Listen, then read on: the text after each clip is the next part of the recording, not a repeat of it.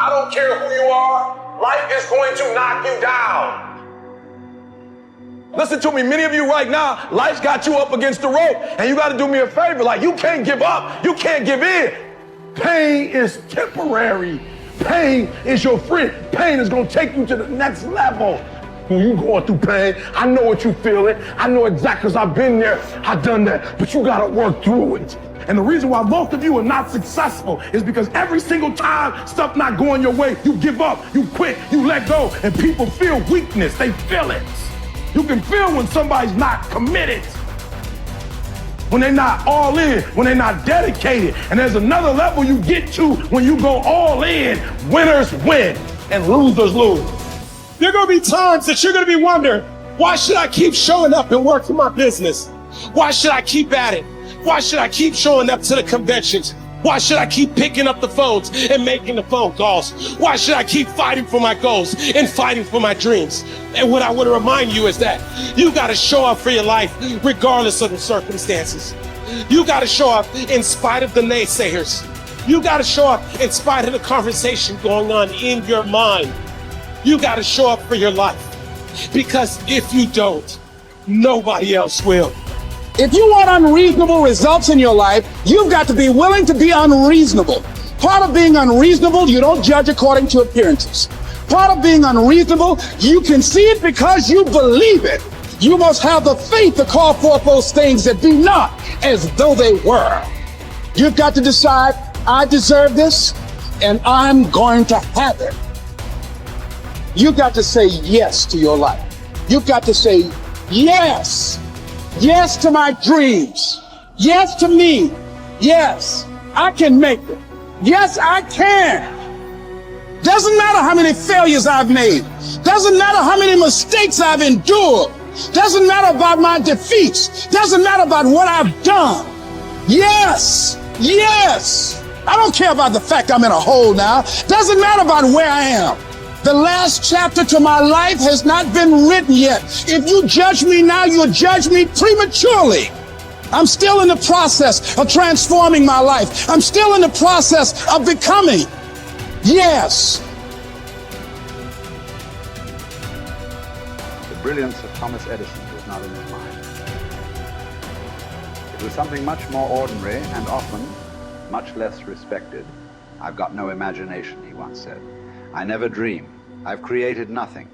If you're someone who doesn't like Edison, you might think that this is Edison admitting to stealing his inventions from other, more brilliant inventors, like Nikola Tesla. Not quite, but he did readily concede that most of the credit belonged to something other than his brain. The genius hangs around his laboratory day and night, Edison said. If anything happens, he's there to catch it. If he wasn't, it might happen just the same. Only it would never be his. What he's talking about is showing up. The incredible, underrated power of clocking in every day, putting your ass in the seat, and the luck this seems to inevitably produce. Edison lived in his laboratory and never missed a day. Like Gehrig, even when he was sick, when he was tired, or when visited by tragedy or disaster. The modern conveniences we can trace to his lab then owe far more to his body than his brain, to the compounding power of consistency rather than sheer brilliance. It wasn't about inspiration. It was about getting to work, show up and try. Get on the treadmill, pick up the violin, script out some sequence, reach out to some clients, read some reports, lift a couple weights, jog 1 mile, cross one thing off the to-do list, chase down a lead. It doesn't matter what it is. All aspects of our life benefit from this circumscribed kind of wisdom. Just as long as you do something every day, that is the important thing. Show up. When you're tired, when you don't have to, even if you have an excuse, even if you're busy, even if you won't get recognized for it, even if it's been kicking your ass lately, once something is done, you can build on it.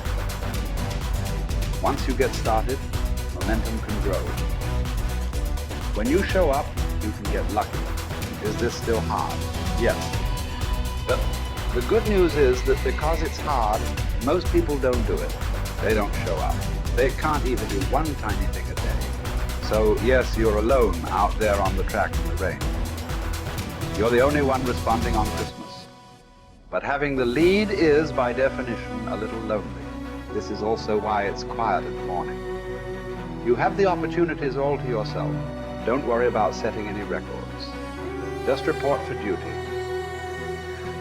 No excuses. And here's the irony. This is also a way to break records. Consistency is a superpower. Day to day, willpower is incredibly rare. Lowell Gettrig was a solid position player and a good hitter. But his success really was rooted in the fact that he didn't miss many days of work. It's quite likely that had he continued at his normal pace and not been stricken with R's, that he would have put up career numbers that surpassed Babe Ruth.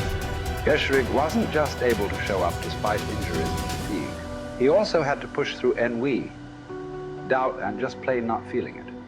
He had slumps like we all do, but he also understood what they meant.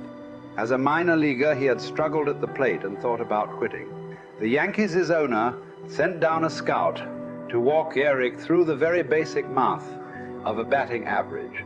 A good hitter hits 300, and hitting 350 is terrific. Hitting 400 is almost unheard of. What does that translate to? Missing on 6 tries out of 10. A hitter can also go days, weeks without touching the ball. That's what the scout told him. The most important thing a young ball player can learn is that he can't be good every day. You don't have to always be amazing. You do always have to show up. What matters is sticking around for the next at-bat. The ability to do that, coupled with the ability to endure what John Steinbeck called dawdly days while writing Easter Eve. Those days when everything seems out of whack, when you're just not feeling it, when the distractions won't stop, is the first step to greatness, literally. You cannot be great without the self-discipline to do that. One thing a day adds up. Each day adds up. But the numbers are only interesting if they accumulate in large quantities.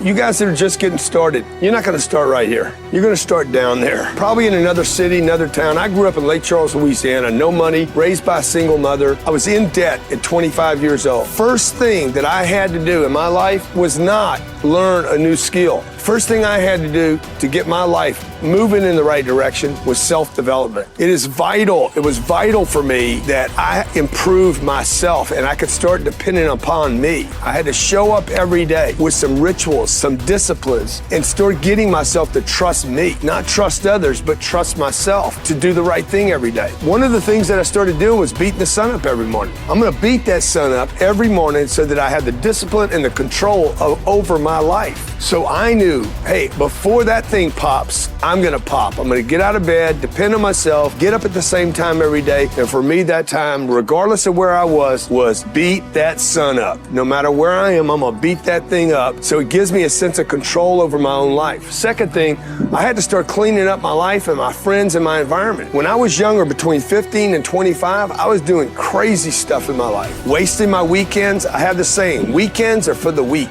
I was drinking, fooling around with a bunch of bad things, bad people. At 25 years old, I cleaned it all up. Quit going to those places. Quit hanging out with people that did not have ethics and discipline in their life. I wanted to build something in my life. I wanted to become someone. And to do that, to become someone in the eyes of the world, just beating that sun up every morning gives me the sense of accomplishment. That I did what I said I was going to do. That I woke up when I said I would wake up. And I start building respect for myself, start believing in myself so that I can go out into the world. And maybe today when I go into this meeting that I'm dressed for, they'll believe in me as much as I believe in me. And that'll show up in a contract, a deal, maybe even some money.